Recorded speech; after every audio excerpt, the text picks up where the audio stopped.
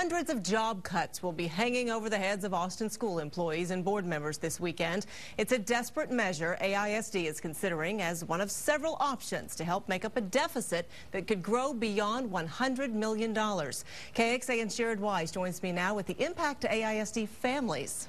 The board will discuss and possibly vote on those staff reductions on Monday. And according to the one ISD board member, those changes will more than likely be in place by the 2011-2012 school year this summer. Now, we spoke to that board member this afternoon, and he wanted to make it clear these are his views and not necessarily the views of the entire board.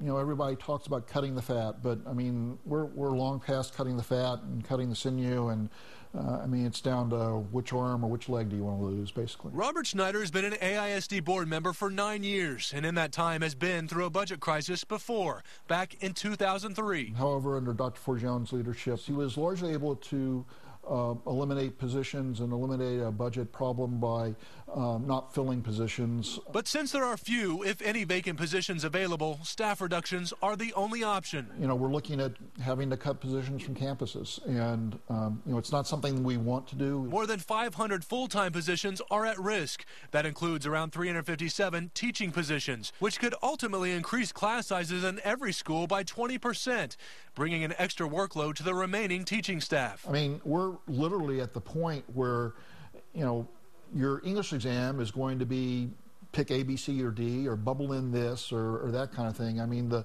concept of, you know, quality with those kinds of numbers is just close to impossible. But that would still just save the district around $27 million, meaning cuts to facilities are still a big option. At this point, it's literally going to be what combination of things do you want to do to try and solve the budget problems. Please save Oak Springs.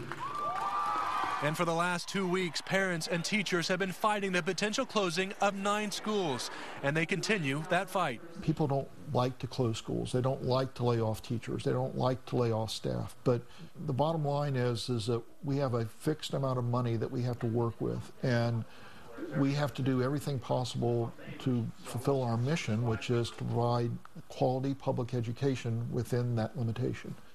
Now, after the board meets and votes on those staff reductions Monday, the ISD task force will meet on Tuesday to discuss closing facilities. And we're told that will more than likely include discussing school closures once again. Reporting live in the studio, Jared Wise, KXAN, Austin News.